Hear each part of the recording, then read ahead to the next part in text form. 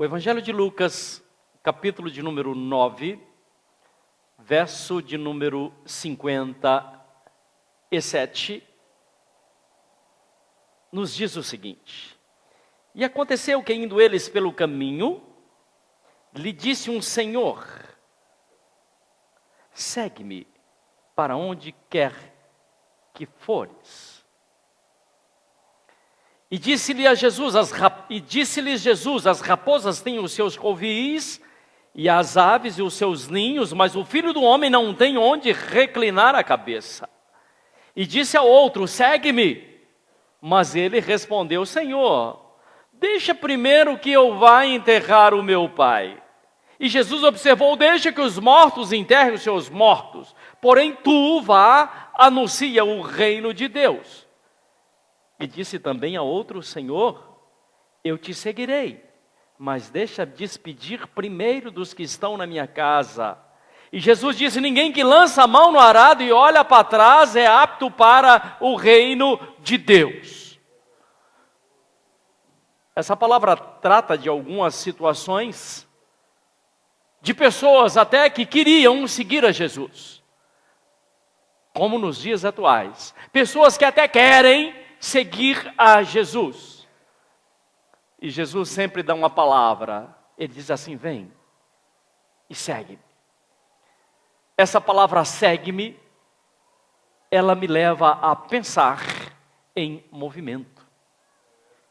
Seguir alguém não é ficar estacionado, parado, aquietado no mesmo lugar. Seguir alguém implica movimento. Por quê? Porque quem anda com o Senhor Jesus não pode ficar parado. Quem anda com o Senhor Jesus cresce, melhora. Quem anda com o Senhor Jesus passa a ter entendimento de mais coisas que até então não conheciam. Isso significa andar com Jesus. Mas nem todos têm a disposição de seguir a Jesus. E um que pede a Jesus, que queria seguir, Jesus chama para seguir, e Jesus diz assim: as raposas têm as suas tocas, as aves têm o seu ninho, mas o Filho do Homem não tem onde reclinar a cabeça. Essa palavra não significa necessariamente que Jesus não tivesse uma casa para morar, não. Essa palavra significa que Jesus não estava descansando, ele não reclinava a cabeça. O tempo todo ele estava trabalhando, o tempo todo ele estava fazendo algo. Ele diz assim: até as raposas têm o seu lugar de descanso, mas eu não tenho descansado. Quantas vezes nós estamos aquietados, acomodados, assentados à beira do caminho, como estava um dia um cego, o cego de Jericó. Um dia estava assentado à beira do caminho, aquietado e acomodado. E quando ele ouviu que Jesus estava passando, imediatamente ele largou tudo para trás e veio gritando seguir a Jesus.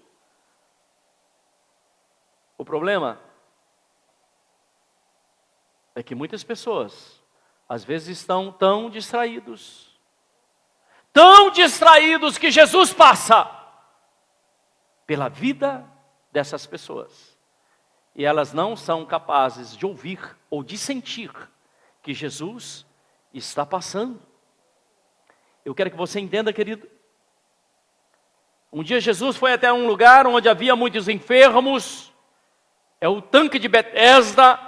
Havia pessoas ali de todo jeito. Cegos, aleijados, leprosos. E havia um aleijado que estava ali acomodado há muito e muito tempo. Jesus tem uma conversa com aquele homem e Jesus manda aquele homem ir embora para sua casa. Não foi necessário nem que ele entrasse naquela piscina, naquele tanque, para ele receber a cura. Ele recebeu apenas uma palavra da parte de Jesus. E é exatamente o que você está recebendo hoje. Você está recebendo uma palavra da parte do Senhor Jesus, e essa palavra é: vem e segue-me. Essa mesma palavra foi dita a Pedro, essa mesma palavra foi dita a Saulo, essa mesma palavra foi dita a tantos e tantos homens, e esses homens imediatamente largaram todas as coisas e seguiram a Jesus. Qual o problema? O problema é que às vezes nós inventamos tantas desculpas para seguir a Jesus. Um daqueles homens que Jesus chamou para segui-lo, ele disse assim: olha, Jesus, primeiro deixa que eu vá enterrar o meu pai. Meu pai está velhinho. Deixa que eu vá enterrar o meu pai, e depois eu venho e vou te seguir. Mas o pai ainda não estava morto, estava apenas velho. E Jesus dá uma palavra dura. Muitas vezes Deus nos dá uma palavra dura. Deus disse assim: deixa que os mortos enterrem os seus mortos. Mas você venha e segue-me, venha e comece a pregar o reino de Deus.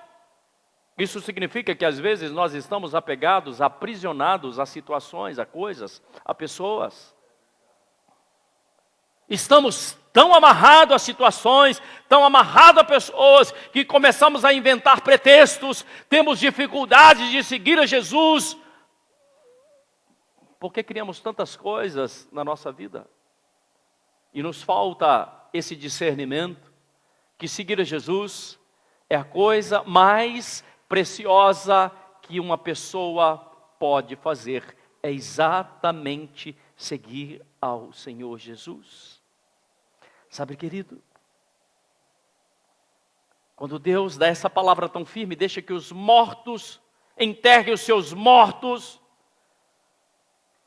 nós sabemos que um morto não ouve a voz de Deus.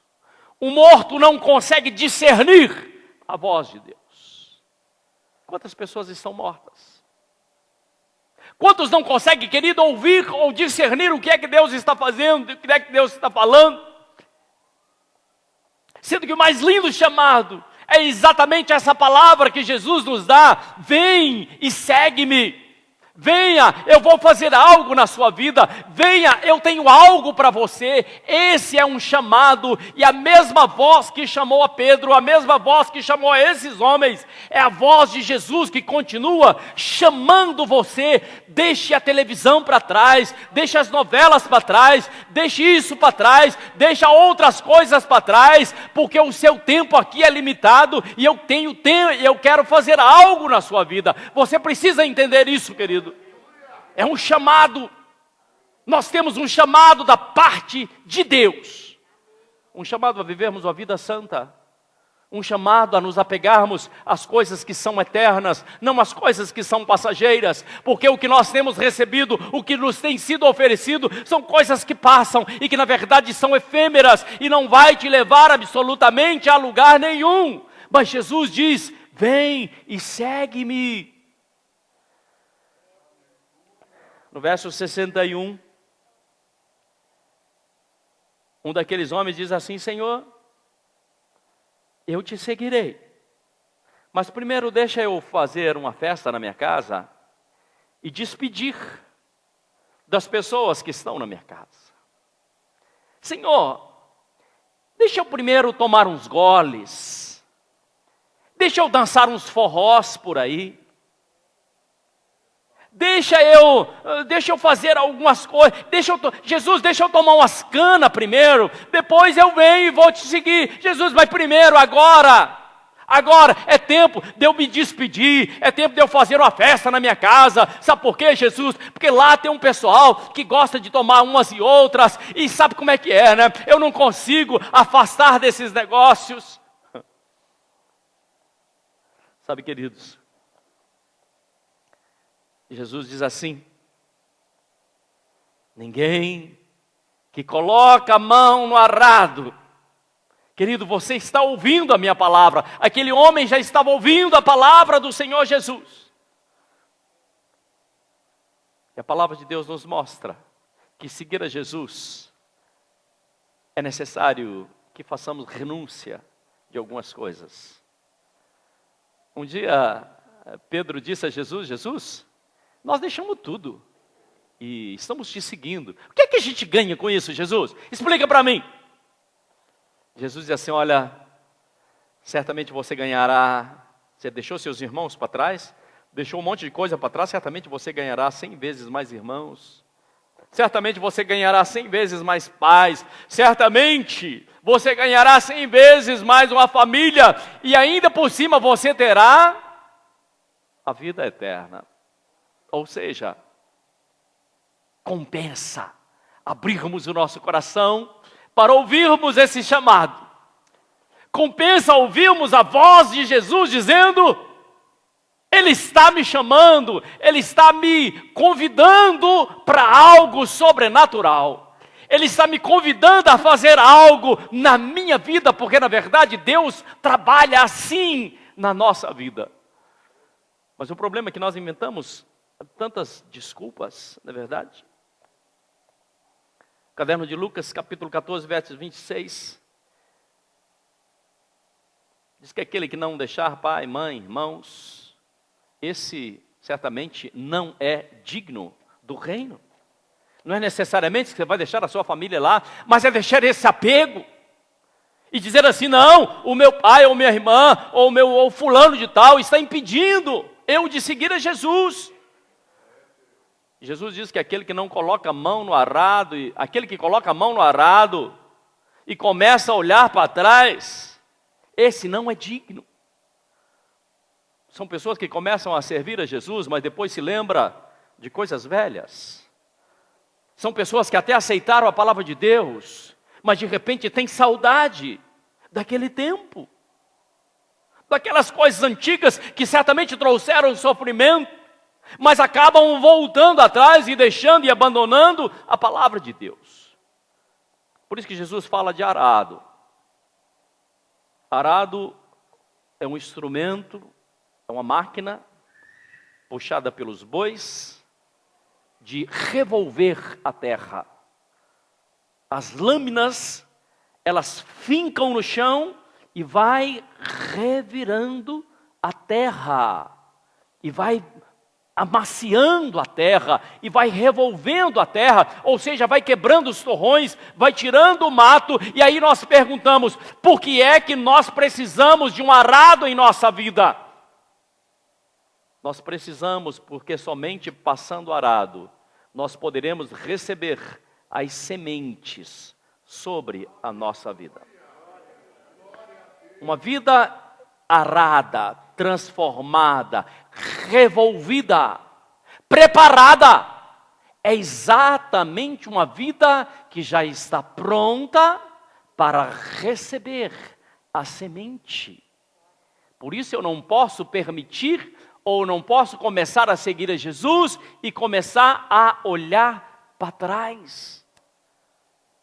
A Bíblia nos fala de uma mulher, a mulher de Ló, que Deus tirou poderosamente de uma cidade e diz para aquela mulher, olha, e diz para a família inteira, não olhe para trás. Mas aquela mulher começou a correr, olhando, mas ela estava ligada nas coisas que tinham ficado lá atrás. E ela começou a olhar para trás e se tornou uma estátua de sal. Se você me perguntar, quem Deus está buscando, eu digo a você, de pessoas que se movimentam, porque o reino dos céus nos traz em movimento. Deus não está buscando pessoas que vão para suas tocas como as raposas, ou que ficam aninhadas durante um longo período como os pássaros. Deus está buscando pessoas que movimentam, que oram, que busca a Deus, que clama ao Senhor, que vem à casa do Senhor, que está constantemente em movimento, porque no reino dos céus exige esse movimento. E quando nós começamos a seguir ao Senhor, pode ser uma pessoa que já nem caminha mais, mas quando ele começa a seguir ao Senhor, ele começa a provocar um movimento no reino espiritual, e ele começa a abalar o reino espiritual, e coisas começam a acontecer, porque aquele que segue ao Senhor Jesus, ele está constantemente em movimento. Ainda quando a terra era sem forma e vazia, o Espírito de Deus já se movia sobre a face das águas. Ou seja, o Espírito de Deus não te deixa aquietado. O Espírito de Deus te leva a um movimento.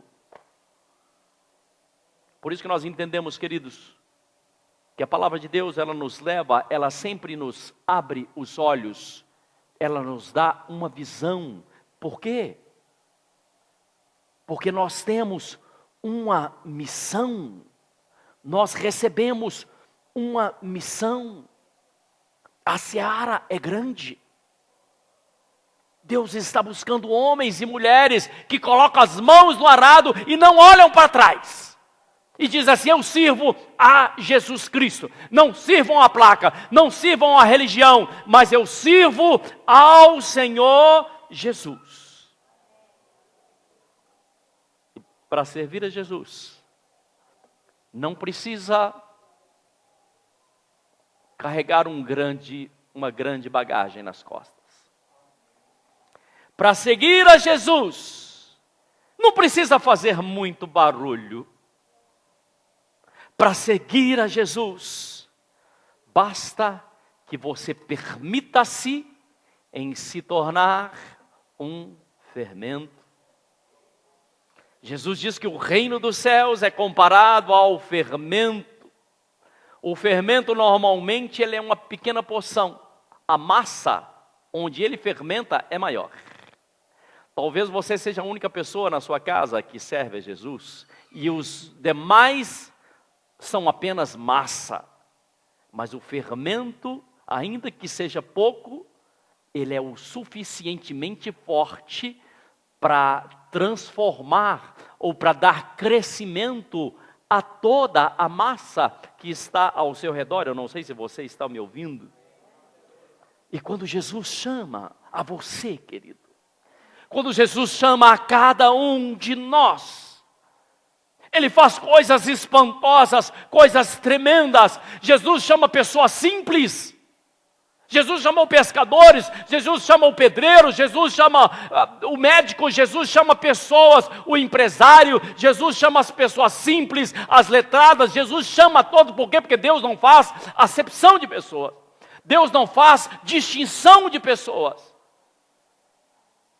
Mas ainda que você seja muito simples, assim como os discípulos de Jesus, Jesus chamou pescadores, e aqueles pescadores tiveram o poder e a autoridade de curar enfermos, de ressuscitar mortos, de mudar vidas. Imagine você o privilégio, uma pessoa simples, mas capaz de fazer a oração e ver Deus operando, e ver Deus realizando algo tremendo, e ver a vida sendo transformada.